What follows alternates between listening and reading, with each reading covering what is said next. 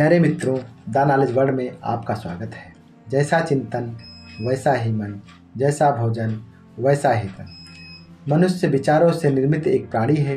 वो जैसा सोचता है वैसा बन जाता है।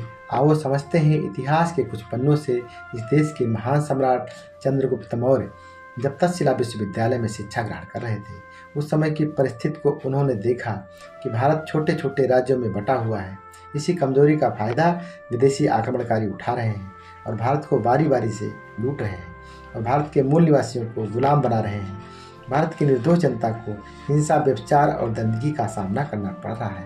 इन सब परिस्थितियों को देखते हुए चंद्रगुप्त मौर्य को बहुत दुख हुआ और उन्होंने इस समस्या पर घोर चिंतन किया और उनके मन में और मस्तिष्क में एक विचार आया कि भारत में केंद्रीय शक्ति का होना अति आवश्यक है और अखंड भारत का निर्माण किया जाना बहुत ही जरूरी है।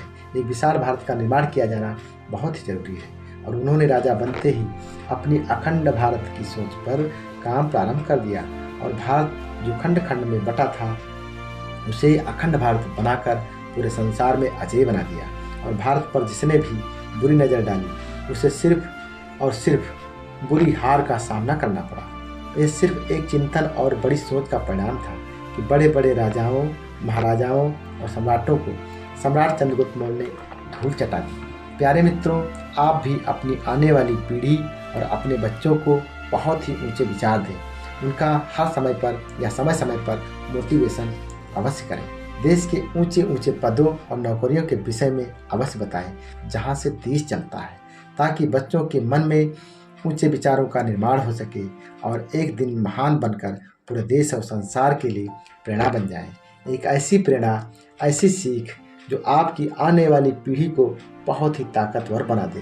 प्यारे मित्रों, अपनी आने वाली पीढ़ी को बहुत ही उन्नतशील बनाने के लिए हमें यानी माता पिता को, गार्जियंस को बहुत ही संघर्षों का सामना करना पड़ता है। एक पीढ़ी को आगे बढ़ाने के लिए किसी एक पीढ़ी को त्याग और संघर्ष करना ही पड़ता है।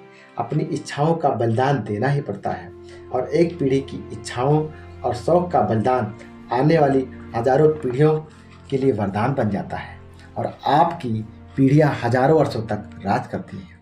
जैसे कि सम्राट चंद्रगुप्त मौर्य के एक विचार और संघर्ष में, त्याग ने उनकी हजारों पीढ़ियों को राजा, महाराजा और सम्राट, चक्रवर्ती सम्राट बना दिया और मौर्य वंश संसार के सबसे शक्तिशाली वंशों में गिना जाता है। ये सिर्फ एक क्रांतिकारी विचार और एक पीढ़ी का संघर्ष ही तो था मित्रों। तो आओ क्यों ना आज ही हम अपनी पीढ़ी और बच्चों के लिए, उनकी ऊंची शिक्षा, ऊंचे संघर्ष के लिए आज ही से कार्य प्रारंभ कर दें। हमें ध्यान से सुनने के लिए धन्यवाद मित्रों। आपका मंगल हो, कल्याण हो।